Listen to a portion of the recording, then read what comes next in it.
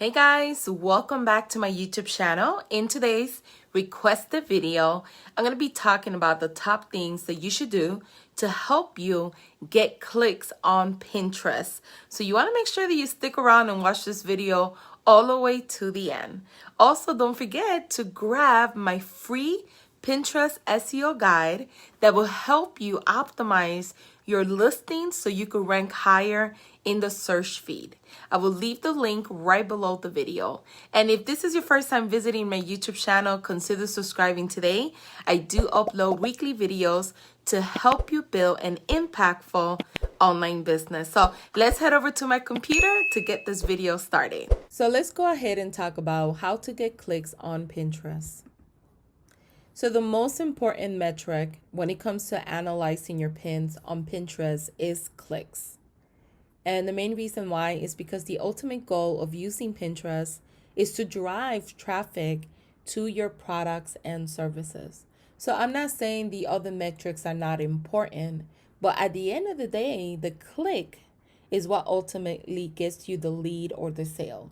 Whether you're driving traffic back to your Etsy store, to your Shopify store, maybe to your website or a landing page where you're trying to collect an email. So if you're looking at your analytics and you're seeing that your pins are not performing, the first thing that I always tell people to analyze is the clicks. Look at the pins that are getting clicks and look at the pins that are not, and kind of compare them to each other. What did you do on this pin that you didn't do on this other pin? That will give you an idea of why maybe people are clicking on it. There could be different variables of the reason why, but in today's presentation, I am going to talk about the most common mistakes that people make that decreases their likelihood of getting a click, and how you could fix these things so you could start increasing your clicks and start getting sales or leads. So let's go ahead and get started. The number one mistake that I see is that a lot of people are not sizing their pins the right size. And Pinterest is visual, as you probably already know this already. So it's important to optimize the pin the right size. And this is, like I mentioned, the number one mistakes that many people make. And Pinterest recommends a 2:3 aspect ratio, which means that your image width is 2/3 of its height. So for example, your pin could be 1200 pixels by 1800 pixel tall. But if the image falls outside of this ratio, it could get truncated in people's feed and they won't be able to see the full image or the full pin. So you have to be careful with that. You have to keep the aspect ratio of 2:3. So this is an example of two pins. The one to the left has an aspect ratio of 2:3. The one on the right is just a regular square, and that gets lost in the feed. It won't stand out. So this is the main reason why you don't want to pin directly from your website or pin directly from Etsy, because most likely your actual Etsy photo or your actual image on your website is not optimized for Pinterest recommendations of 2:3. And this will cost you a lot of grief because ultimately you're not going to get the clicks that you want. So the best way to increase your clicks is by making sure that you are optimizing your pin on the size that Pinterest recommends. The second mistake is that you're making unattractive pins. And many people make this mistake. Keep in mind, your pin only has a few minutes to grab someone's attention. And it should make them stop from scrolling the feed and make them want to look at your pin out of everyone else's pin that's around them, and then ultimately entice them to want to click to learn more about your product and service. And these are two pins. The one on the left is very attractive, is very beautiful. I don't know if it's a mock-up or an actual photo, but it looks really great. The one on the right is kind of boring. It has kind of like a grayish tone to the print. I don't know if that's the color of the print or it's just like a shadow. The actual verbatim on the actual sign, you could barely read it. So something like that wouldn't perform as great as the one to the left would. So that's the reason why this is something that will qualify as an ugly pin or an unattractive pin. And you want to avoid making these because no one's going to want to click on them, especially when there's thousands of other pins around that look way better. So always keep that in mind.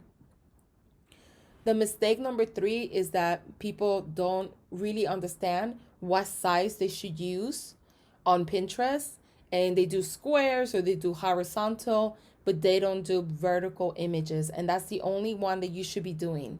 So the quickest way to make your pin stand out in the feed and get more clicks is making sure that you're making them vertical. And vertical pins work better, especially when majority of people are browsing using their mobile devices, and it will fill up most of their screen and grab their attention. And that's the reason why you want to stay away from horizontal or square images. Another mistake is making the actual size of the weight of the actual pin 600 or less. You want to make sure, or under 600. You want to make sure that your images are not smaller than 600 pixel wide, because the image will become pixelated and blurry. So always go back and stick with Pinterest recommendation, which is 2:3 aspect ratio. Because if you make it less than 600 pixel wide, it will get pixelated. When people are browsing through the feed, they're not going to want to click on that photo. They can barely make out what it is. Another common mistake is that people will put like an image and that's all they do. They don't add any type of overlay on the top of the image.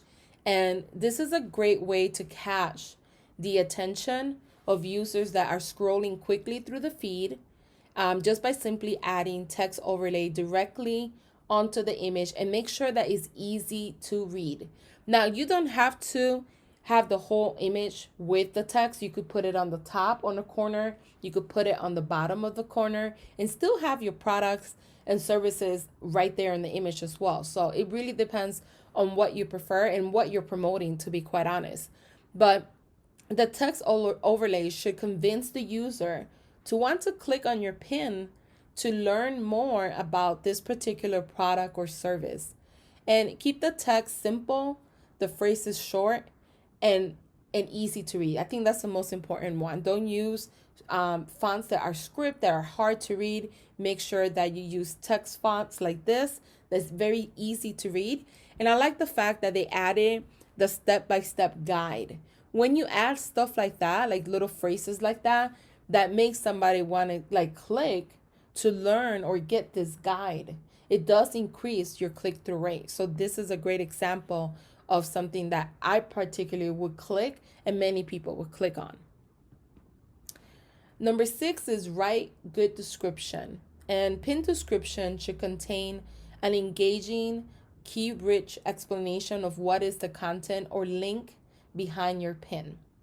And you want to use compelling words like grab now, buy now, download now to make them, or to make the user take action. So these type of words like grab now, buy now, learn more, download now, these are all call to actions. And when you sell online, no matter where you promote your products, whether it's Pinterest, your YouTube channel, Instagram, even on Etsy, maybe your own website, it's really important that you start learning how to use these and just telling the buyer what type of action, or the potential buyer, what type of action you want them to take next. And you could just end it with click to learn more about this product, or click to grab yours today. If it's like an instant download that you sell, click to download now, right? Because when they click, they could buy and then download. So just having these type of compelling words might make them want to go ahead and proceed with the next step that you want them to take. And number 7 is experiment with video pins. Many people have not done video pins. Right now, when I have done video pins, they have done really, really great for me. So this month, I'm going to add over 50 video pins. That's my goal. Because every single video pin that I have done has outperformed my regular pins. So I am going to go ahead and give it 100% on them. And they're a great way to tell a more like comprehensive like story about your brand, your idea, your project, your products, etc. And the reason why is because people love to watch videos. They're engaging, they're like an engaging format that's perfect for brand storytelling, and storytelling is huge right now when it comes to online. So you could easily create video pins using Canva. That's what I'm going to be using. To be quite honest, it's just a few minutes to do them. But, and also with video pins, keep in mind, once you upload them, they could take up to 24 to 48 hours to get reviewed. They have to get approved by Pinterest. Sometimes it's very, very quickly. Sometimes it could take within that 24 to 48 hours. So just keep that in mind. But if you follow all of these tips, it's going to definitely help you increase your click-through rate and get more clicks back to your products and services. So let me know in the comments below if you enjoyed this video. This was one of the requested videos that you guys asked for. If you need any additional videos that you would like me to create, please leave the comment below. I do create a list of all the videos, and based on how many people vote for whatever video, I do that one next. So just keep that in mind. And thank you guys for watching.